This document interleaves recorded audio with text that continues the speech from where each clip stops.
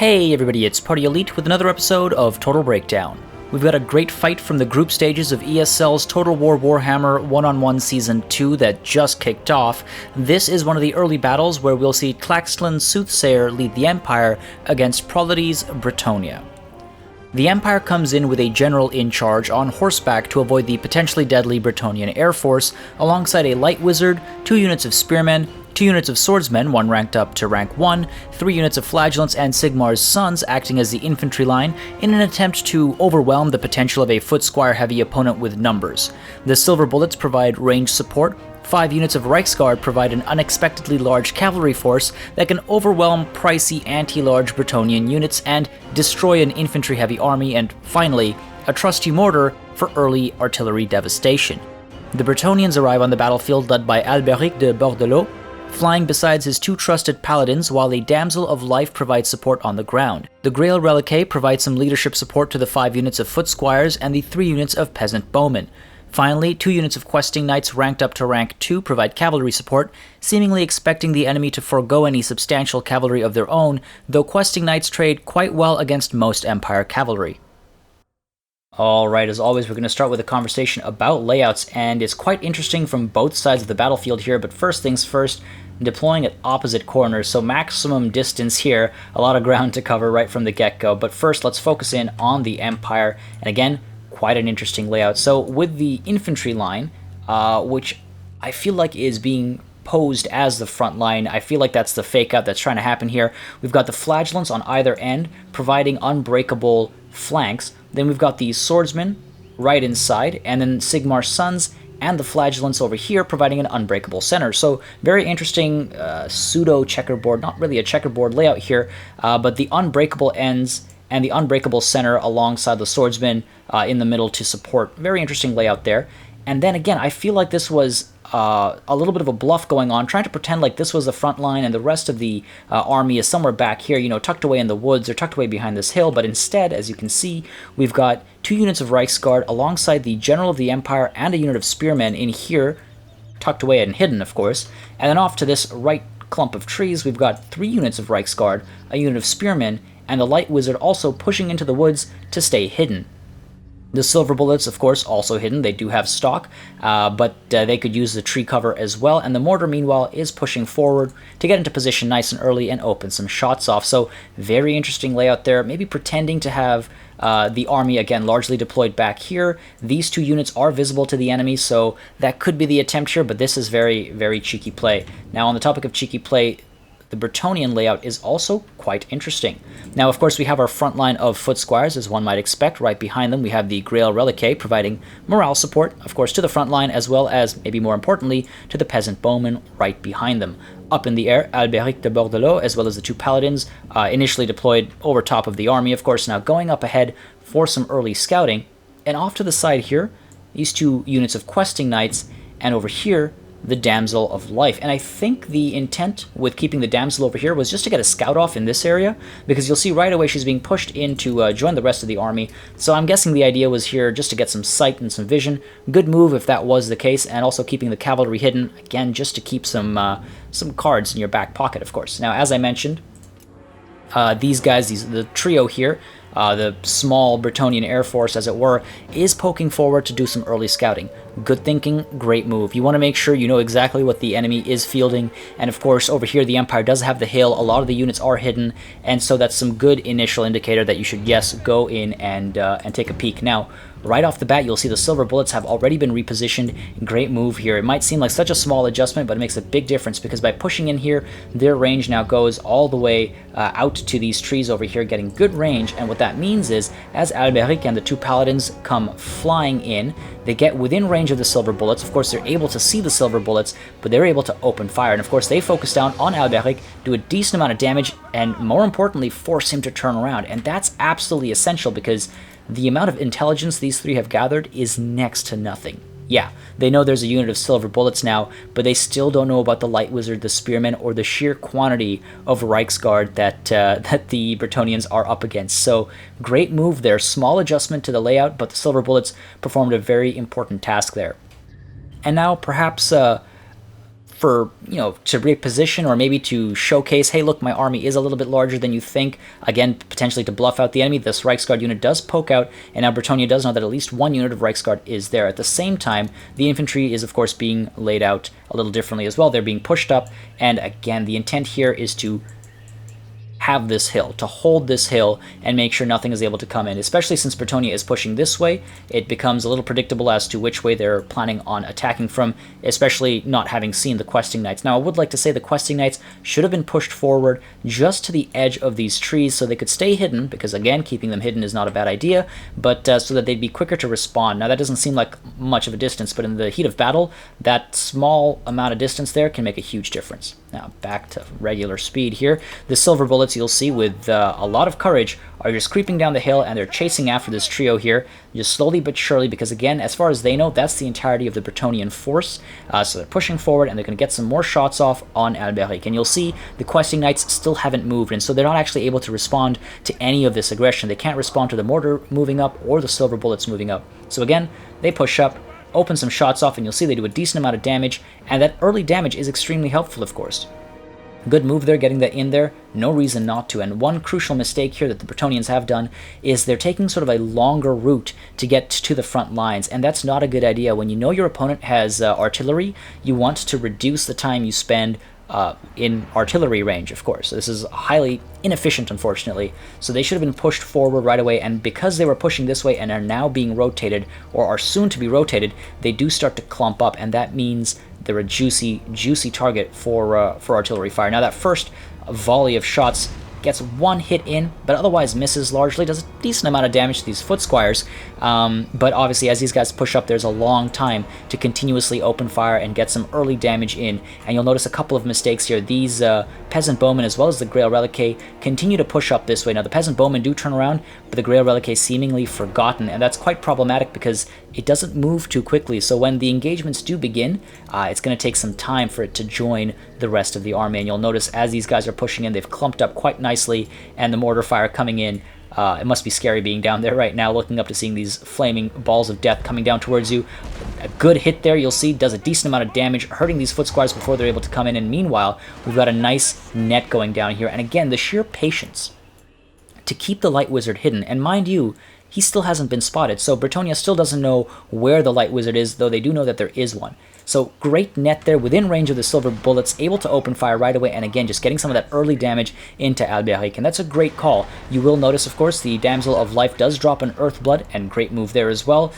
Maybe a little wasteful, maybe a little bit too early, but of course, as a single unit, it will be quite efficient to try and keep Alberic, you know, full of health. But those shots do keep coming in, and you'll notice finally the questing knights begin to respond, however, just a little bit too late. As they're creeping out the forest, and now they have been revealed, again, as they're headed towards the silver bullets, it seems like just to cut off that fire, you'll notice the net does drop off. Unfortunately, though, now the hand has been revealed, and the entirety of the Bretonnian army is visible. You'll notice here now as well, the two paladins and Alberic are chasing the silver bullets, perhaps a little angry, perhaps a little impatient. They want to get some damage in, and so they chase them, and as the silver bullets pull back, this unit of Reichsguard is there to respond, and this unit of Reichsguard is pulling out of the forest as well. They just got revealed, and you'll see they do come out and they swarm the two paladins and Alberic. So, you know, the impatience there, or the willingness to try and destroy those silver bullets early on, has resulted in a pretty dangerous situation for these three units. In the meanwhile, you'll notice the two questing knights unfortunately have pushed up and are now pushing up the hill, and going uphill is going to slow them down quite a bit. It would have been much better, again, to just maybe send one to take care of these flagellants, puncture through and try to come up the hill this way, have access to the rear of the Empire, or, you know, even pull back or come to the other side. But they're now pushing up the hill, and you'll see the Empire does begin to respond instantaneously. Up here, meanwhile, you'll see Alberic does drop a heroic killing blow just to help him in that fighting scenario, but unfortunately not going to be able to hold off two units of Reichsguard and the General of the Empire. Meanwhile, you'll see over here, the Reichsguard get a great charge into the questing knights, and while the questing knights can take on the Reichsguard, especially a solitary unit, they did get the charge off, so they're going to get some initial damage in there. The swordsmen, or rather the Sigmar's sons, following, as well as the spearmen, 2 units of spearmen, in fact, following to try and shut down these questing knights, because that is both questing knights, of course. You'll notice now these 2 units of Reichsguard have also pulled out of the trees here and are now diving into this engagement, trying to cause as much damage as early as possible. Meanwhile, the foot squires as well, pushing up the hill, tiring themselves out and trying to engage on a literal uphill battle. This unit, meanwhile, of Reichsguard do pull out of the trees over here and are now heading towards the peasant bowmen, seemingly past them now, but again, trying to engage and really break apart the Bretonnian army, and doing so very successfully, because you'll see this unit of foot squires is now alone, because this unit of foot squires is chasing out this unit of Reichsguard. Alberic is being sent out as well. He is good against large, so that's not a bad call, but because this unit of foot squires is left alone, these 2 flagellants are able to pour out and just outnumber these poor foot squires. Most of these squires will not ever become Bretonnian knights. Now the damsel is pushing in as well, trying to get close to provide support wherever possible, and over here you'll see, of course, well, both paladins fighting for their lives against the General of the Empire and the Reichsguard, and the damsel's support is helping them, giving them, a little bit of health. But again, I think that was just a little too early, playing just a little too cautiously, because these guys are still at relatively full health. Their morale is a little lower than you'd like it to be, but perhaps just a little too premature there. And over here, you'll notice this unit of Reichsguard, the first to engage, has been taken care of by the questing knights, because of course, the questing knights will be able to take care of 1 unit of Reichsguard, but look at the sheer amount of damage that the Reichsguard 2 units alongside some spearmen have done to the 2 questing knights. That is the entirety of the Bretonnian cavalry, so very much taken care of already. Now the peasant bowmen are firing into the fray here, trying to give some support, trying to kill some of these Reichsguard early on, maybe even firing into some of these Sigmar's sons, but at this point this unit of Reichsguard is able to puncture through this little gap over here and is now pushing through into the peasant bowmen, and you'll see they come charging through and very, very easily take, well, 2 of these units out of commission alongside the mortar fire, doing a lot of damage and making sure some of that range fire does stop. And meanwhile over here, the foot squires are trying to get in on the Reichsguard, maybe trying to hold them in place, allow the peasant bowmen to move away, and this is why it's really important to keep your range units separate, because if these peasant bowmen were kept separately, they would now be able to pull back and open fire on this unit of Reichsguard, potentially scare them off a little bit quicker than they are being scared off right now after having taken care of this unit of peasant bowmen.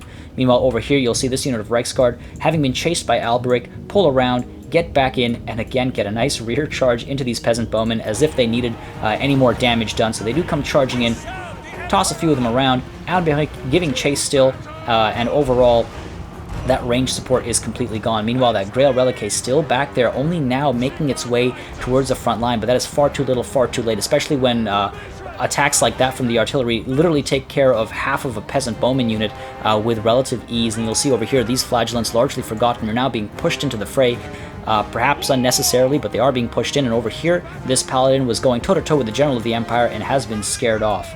So, as you can tell, the Bretonnian army is falling apart quite readily. The foot squires have been overpowered by cavalry and mid-tier Empire infantry with sheer numbers. The questing knights as well, they have been taken care of by, again, sheer numbers. And here you'll see Alberic is trying to push in and take care of the general alongside one of his paladins. So they do dive in and they do try to hurt the General of the Empire, maybe try and get some early, or I couldn't call this early anymore, but try to get some morale damage by killing off the Empire. But you'll see another net goes down, beautifully placed, holding down, well, I mean, okay, so they get to move a little bit for some reason. This paladin's gone quite far away, in fact, but holding down the general, or holding down Alberic, so that he can be shot at by the silver bullets. Same with the paladin as well, held in place, not able to chase the general, who has been damaged quite handily. And you'll see a couple more shots do go into Alberic, and he is taking quite a bit of damage, and the foot squires of the Bretonnian army have shattered. They're on their way out. Hell, they can't even leave because they are getting netted down, poor souls. But again, a lot of damage being done to Alberic. He has been surrounded by spearmen as well. So again, trying to focus down and just finish off the Bretonnian army. You'll notice a little bit of negligence here. Some of these Reichsguard kept unengaged, just standing still, not doing much. They could have been used a bit more effectively, sent in against these foot squires here, or after some of these peasant bowmen. But at this point, I feel like TlaxtlanSoothsayer feels that this battle is already over, and that's a fair early assumption to make. He certainly has the numbers. Alberic and the 2 paladins are the real fighting force left, and they are taking a lot of damage, of course. Over here now, Alberic and the 2 paladins both come down to try and support the Bretonnian infantry over here, but again, the Reichsguard just able to get decent surrounds, and now Alberic chasing the general of the Empire, eating a couple of shots from the silver bullets, but doing a decent amount of damage as the general cowers and runs away. Over here again, diving back into the fray, and the peasant bowmen from a distance trying to get some shots in, but this unit of Reichsguard, even though there aren't that many of them left, able to just shut down this ranged fire. So great play there with a unit that's largely dead. These guys couldn't be used in the bulk of the engagement anymore, but they still have a lot of value taking care of stray range units like that. And that's one of the main reasons why the Empire is doing so well. It's shutting down any range support from the enemy, and unfortunately the silver bullets still at half health, still able to get lots of shots off, still have half of their ammunition. Now over here, I feel like Alberic was just looking for an opportunity to dive into the enemy and get some more damage done to the general, I feel, because you'll see, again, he goes chasing after, and it would have just been great to go into the silver bullets, if not now, then a little bit later perhaps, and just shut them down permanently. And look at this, some great management here actually. The Light Wizard, I'm convinced that is a net that's going down, a net of a Mintok. The Alberic is able to just dodge it, steps right out. The General of the Empire is being sent in there trying to bait Alberic in, but the bait is not taken, and instead the Light Wizard is going to get a good hit, tossed aside, and great move there, I have to say, by TlaxtlanSoothsayer, trying to bait Alberic in, just to net him down and gun him down with the silver bullets, but that just simply does not work out. Meanwhile, over here, it's a complete meat grinder. Everybody has sort of fallen in. Another rear charge coming in from this unit of Reichsguard, trying to crush these foot squires' dreams of ever becoming knights, ever going on quests, and doing so quite successfully. Those foot squires are falling apart. The paladins trying their best to provide some support, and you'll see Alberic, while initially he'd given up, he's now making his way back in, and again, I think just from sheer vengeance, he wants to shut down the General of the Empire, and you'll see some good cycle charging going on with the Reichsguard, obviously using them to the best of their ability. Now over here, the General of the Empire sort of charging down the field, wanting to engage Alberic, and he does dive in, and you'll see them fight for a little while. Of course, with the anti-large and the sheer amount of damage that Alberic can put out, the General of the Empire does die, and it's quite heroic.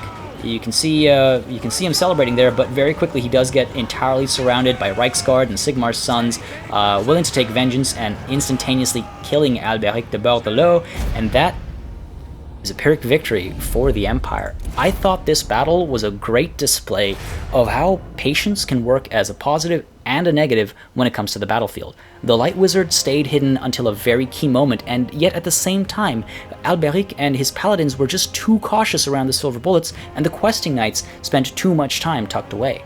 I also love seeing the new units at play and how the updated Bretonnian forces really make the opponent have to think up new approaches and compositions. I don't think I've ever seen so many Reichsguard on the battlefield before. I look forward to more competitive play coming out of the second season of ESL's Total War Warhammer 1-on-1 tournament. And as always, guys, make sure you subscribe to this channel for more Total War content. Keep sending in your battle replays as well, competitive or just from regular ranked play. I think it's a great way to learn, and it's always nice to see such intense battles from the community. Thank you guys very much for watching, and I'll see you on the battlefield.